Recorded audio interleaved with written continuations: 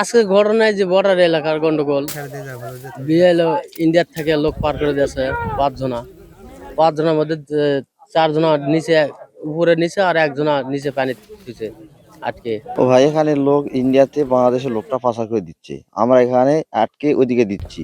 আমরা এখানে এই জন্য খাড়ায় আছি, যা লোকটা যেন বাংলাদেশে যান না পাচার হয়।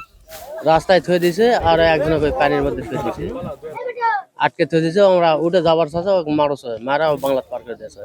আমরা কোনোভাবে এই লোক বাংলাদেশে ঢুকতে দিব না। আমরা ওই যে পার করে দিয়েছি, ইন্ডিয়া ঠেলে দিয়েছি। ইন্ডিয়ার লোক আমরা বাংলা দেবো কি জন্য?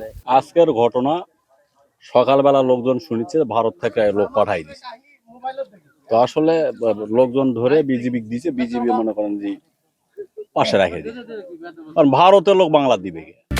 Lily whip chia misty glowing body wash, secret to ultimate glow.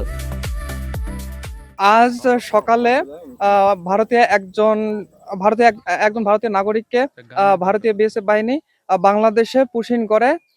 এরপরে লোকটি খাবারের সন্ধান এবং সীমান্ত এলাকায় ছোটাছুটি করলে আমরা তাৎক্ষণিকভাবে বিজিবিকে জানাই।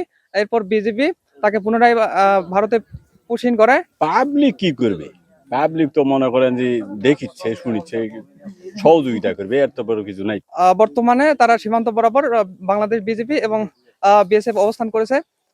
পাশাপাশি আমরা গ্রামবাসীরা বাংলাদেশ বিজেপি সহযোগিতায় আছি। এছাড়াও আমরা দেখতে পাচ্ছি যে লোকটিকে ভারতীয় বিএসএফ বাহিনীর একজন সদস্য নির্যাতন করতেছে।